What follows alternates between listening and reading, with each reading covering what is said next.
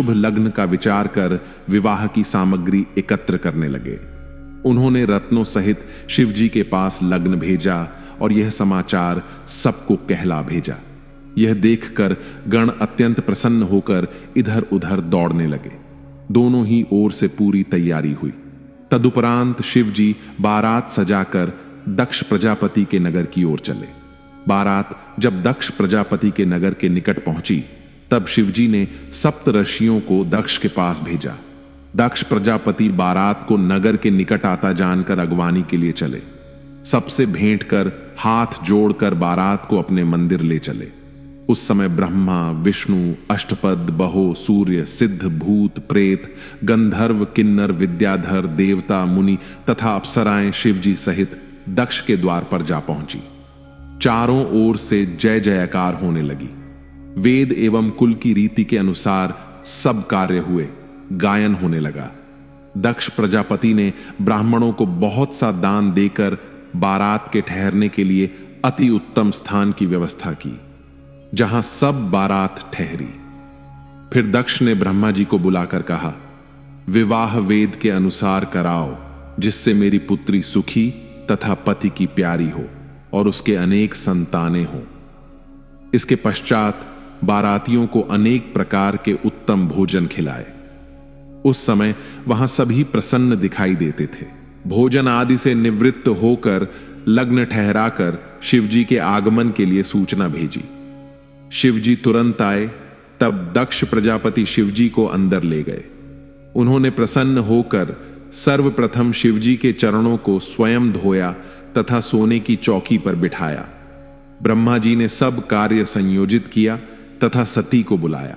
उन्हें देखकर सबने प्रणाम किया। तब ब्रह्मा तथा विष्णु ने दक्ष को कन्यादान का जो समय बताया, उस समय दक्ष ने कुश जल तथा पुत्री का हाथ शिव के हाथ में दिया।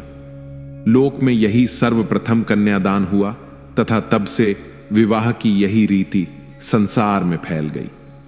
जिस समय शिवजी ने सती का हाथ अपने हाथ में लिया, उस समय मुनि प्रसन्न होकर शिव तथा सती का जय घोष करने लगे तथा पुष्प वृष्टि हुई। अनेक प्रकार के बाजे बजने लगे। दक्ष प्रजापति ने दहेज स्वरूप बहुत सी उत्तम वस्तुएं, अमूल्य रत्न आदि दिए। अन्य रीति विधियों के पूर्ण होने के पश्चात ब्रह्मा जी ने हवन का आयोजन किया। दोनों की गांठें बांधकर मंडप में फेरे चलते समय सती का चरण कपड़े से बाहर निकल गया। जब ब्रह्मा जी की कामुक दृष्टि उस पर पड़ी तो वे मोहित और मुग्ध होकर बुद्धिहीन हो गए। ऐसी दशा में उनके मन में हृदय में सती का अनुपम रूप देखने की अभिलाषा जागृत हुई। उन्होंने उस समय यह उपाय किया कि एक भीगी लकड़ी आग में डाल दी, जिससे बड़ा धुआं उठा। शिवजी के नेत्रों में वह धुआं लगने से ऐसे आंसू बहने लगे कि शिवजी उन्हें दोनों हाथों से पोंछने लगे। ऐसे सो अवसर से लाभ उठाकर ब्रह्मा जी ने सती के मुख से घूंघट उठाकर उनका सुंदर रूप देखा तथा कामदेव के प्रचंड वेग से दुखित हो सब धर्म कर्म को भूल गए। उस समय उनका वीर्य धरती पर गिर पड़ा। उन्होंने उसे इस प्रकार से छिपाया कि किसी पर यह बात प्रकट ना हो सकी, परंतु शिवजी ने अपनी दिव्य दृष्टि द्वारा इस भेद को जान लिया। तब वे ब्रह्मा जी पर अत्यंत क्रोधित होकर गर्जना करते हुए बोले, हे ब्रह्मा, तुमने यह निंदनीय कर्म क्यों किया? तुम बड़े कामी हो। यह कहकर शिवजी ने बड़े क्रोध से त्रिशूल हाथ में ले लिया। शिवजी का यह स्वरूप देखकर ब्रह्मा थरथर कांपने लगे तथा उन्हें बड़ा आश्चर्य हुआ।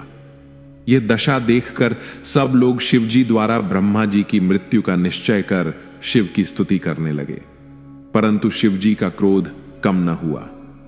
दक्ष प्रजापति भी हाथ उठाकर शिव शिव कहने लगे तथा ब्रह्मा जी के मारने की मनाही करते हुए शिवजी से बोले, हे प्रभु, आप इस समय रंग में भंग ना करें। शिवजी ने कहा, हे दक्ष, तुम अब मुझसे कुछ ना कहो। मैं ब्रह्मा को किसी प्रकार क्षमा नहीं कर सकता।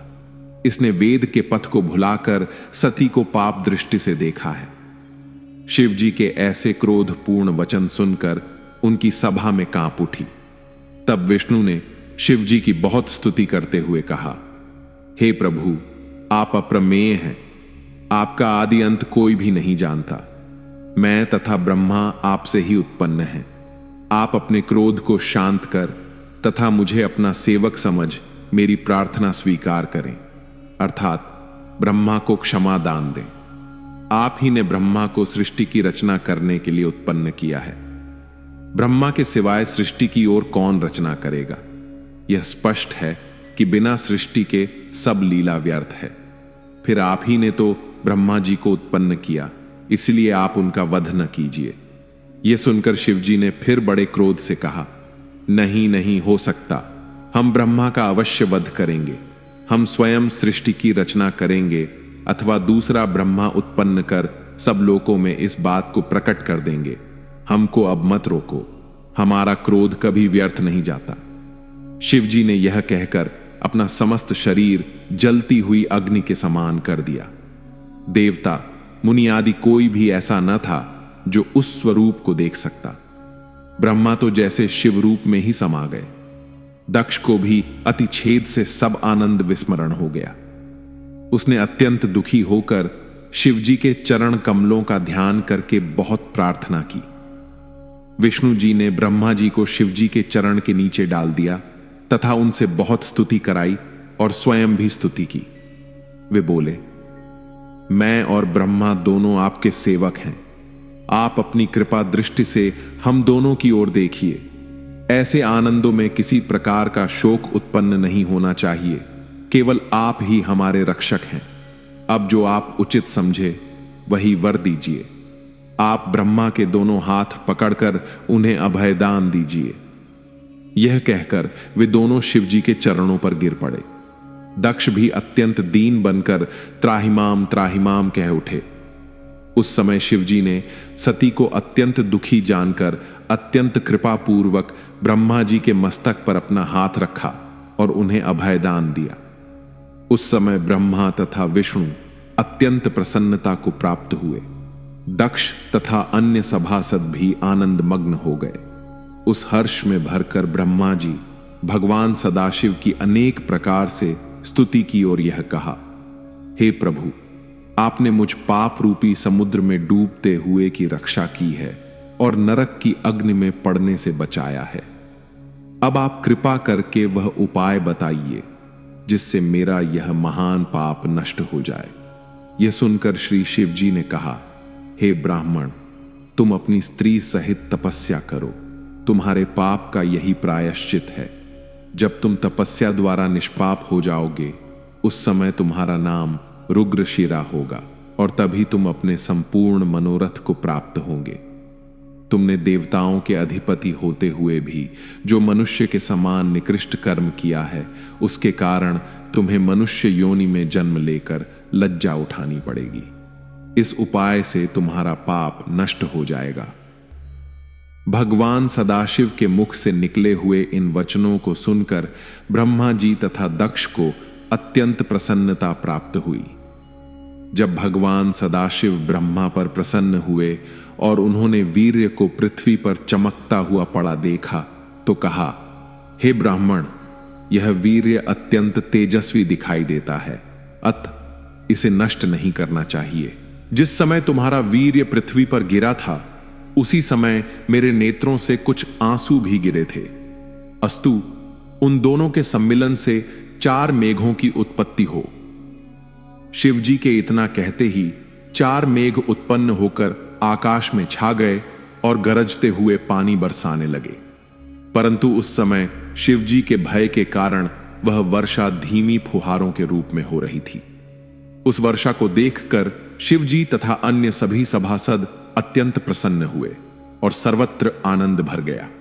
तदुपरांत शिवजी की आज्ञा अनुसार विवाह की अन्य रीति पूरी कराई गई। यह सब हो जाने के पश्चात विवाह के बाजे फिर पहले की भांति उठे। उस समय सबने शिवजी की स्तुति करते हुए कहा, हे प्रभु, जिस प्रकार शब्द और अर्थ में भेद नहीं है, उसी प्रकार आप में तथा शक्ति में कोई अंतर नहीं है। आपकी महिमा अप्रमेय है। आपके चरणारविंद की कृपा से इस संसार में किसने क्या नहीं पाया। आप संपूर्ण जीवधारियों के पिता हैं और भगवती शक्ति संसार की माता हैं।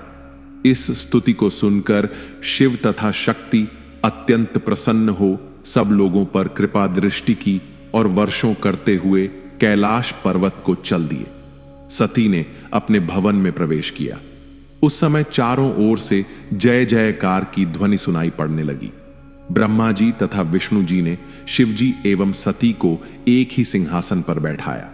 उस समय नृत्य, गायन एवं मंगलाचरण होने लगे। शिव जी ने सबकी मनोकामना पूर्ण करते हुए जिसने जो मांगा उसे वही वस्तु प्रदान की। तदुपरांत सब लोग उनका यश वर्णन करके अपने अपने घर को लौट गए। भगवान सदाशिव का यह चरित्र प्राणियों को मुक्ति देने वाला है। इस प्रकार श्री त्रिशूल पाणी सती के साथ विहार करते हुए कैलाश पर्वत पर रहते हैं और सृष्टि के उपकार के निमित्त अनेक प्रकार की कथाएं कहते हैं। जो मनुष्य शिव तथा सती के विवाह की इस पवित्र कथा का पाठ करता है वह संसार में इच्छित आनंद को प्राप्त कर अंत में मुक्ति पाता है। ओम नमः शिवाय। भक्ति क्या है? परम तत्व ब्रह्म ज्ञान क्या है? शिव पुराण के अनुसार शिव जी के शब्दों से समझने की कोशिश करते हैं।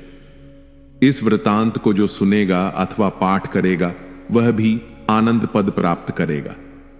एक दिन शिव जी को एकांत में बैठे हुए देखकर सती उनके पास जा पहुंची और स्तुति प्रशंसा करने के उपरांत बोली, हे प्रभु, आपने तीनों लोकों का कल्याण करने के निमित्त अवतार ग्रहण किया है। यह मेरा परम सौभाग्य है जो आपने मुझे अपनी पत्नी के रूप में अंगीकार किया है। अब मैं आपसे अपनी उस अभिलाषा को प्रकट करती हूं जिसे मैंने आज तक गुप्त रखा है। हे स्वामी, इस समय आपको अपने ऊपर प्रसन्न देखकर ही मैं यह बात कह रही हूं। मेरी अभिलाषा यह है कि मैंने वर्षों तक आपके साथ विहार आदि का आनंद प्राप्त किया, परंतु परम तत्व का विचार कभी नहीं किया है। अब मेरे हृदय में वैराग्य उत्पन्न होने के कारण परम तत्व जानने की अभिलाषा जागृत हुई है। आप मुझे श्रेष्ठ प्रकार से ब्रह्म ज्ञान की युक्ति एवं मुक्ति का मार्ग बताने की कृपा करें। हे प्रभु, तीनों लोकों में आपके समान ज्ञानी अन्य कोई नहीं है। आप वेदों के उत्पन्न कर्ता, परब्रह्म, अनादि, संपूर्ण विद्याओं के समुद्र और तीनों लोकों के स्वामी विष्णु तथा ब्रह्मा को भी श्रेष्ठ पद प्रदान करने वाले हैं। अस्तु, आप कृपा करके मेरी मनोभावना को पूर्ण करें। सती के इन वचनों को सुनकर भगवान सदाशिव बोले, हे प्रिय, ज्ञान को सर्वोत्तम वस्तु समझना चाहिए। उसके पास तक किसी अन्य पदार्थ की गति नहीं है। इस प्रकार वह परम अलभ्य कहा जाता है। उसी को मेरा स्वरूप ब्रह्मा जानना चाहिए। जिस तपस्या तथा आराधना का आश्रय लेकर जीवधारी पवित्र हो जाते हैं उसे ज्ञान की पदवी समझना चाहिए। भक्ति तथा ज्ञान में कोई अंतर नहीं है। जो मनुष्य इन दोनों में अंतर देखते हैं उन्हें दुख उठाना पड़ता है। जो लोग भक्ति के विरुद्ध वचन कहकर ज्ञान को प्रधानता देते हैं उन्हें महान कष्ट उठाना पड़ता है। भक्ति को परम तत्व का ज्ञान प्रदान करने वाली समझना चाहिए। वह मुझे अत्यंत प्रिय भी है। भक्ति के समान सीधा तथा भयमुक्त मार्ग अन्य कोई नहीं है, क्योंकि उसके द्वारा परब्रह्म की प्राप्ति होती है। इस रीति को पिपीलिका कहा जाता है, क्योंकि इसमें बिना किसी आधार के भी ब्रह्मा पर चढ़कर फल प्राप्त किया जा सकता है। इसके विपरीत निर्गुण के मार्ग को भीष्म कहते हैं, क्योंकि उसमें किसी वस्तु का आधार न होने के कारण अत्यंत परिश्रम तथा कष्ट भोगने के पश्चात ही फल की प्राप्ति होती है। भक्ति मन को प्रसन्नता प्रदान करने वाली है और मैं सदैव उसके अधीन रहता हूं। जो प्राणी मेरी भक्ति करता है उसे मैं लोक में आनंद तथा परलोक में मुक्ति प्रदान करता हूं। मुझे कुल तथा जाति से कोई प्रयोजन नहीं है। चारों युगों में मुझे भक्त प्रिय है, परंतु कल युग में तो अपने भक्तों को अत्यंत स्नेह करता हूं। मैं अपने भक्तों की सदैव सहायता करता हूं और उनकी प्रसन्नता के निमित्त अनेक प्रकार के श्रेष्ठ चरित्र दिखाता हूं। अतः देवी, भक्ति की महिमा सबसे बड़ी जानकर तुम उसी को अपनाओ। भक्ति की ऐसी प्रशंसा सुनकर सती अत्यंत प्रसन्न हुई। उन्होंने दोनों हाथ जोड़कर सदाशिव से कहा, हे प्रभु, आपने मेरे ऊपर कृपा करके भक्ति की प्रशंसा की है, परंतु मेरी इच्छा है कि आप उसके संपूर्ण अंगों का वर्णन करें। शिव जी ने हंसते हुए कहा, हे सती, मैं भक्ति का संपूर्ण वृत्तांत सुनाता हूं, जिसे सुनकर प्रेम उत्पन्न होता है और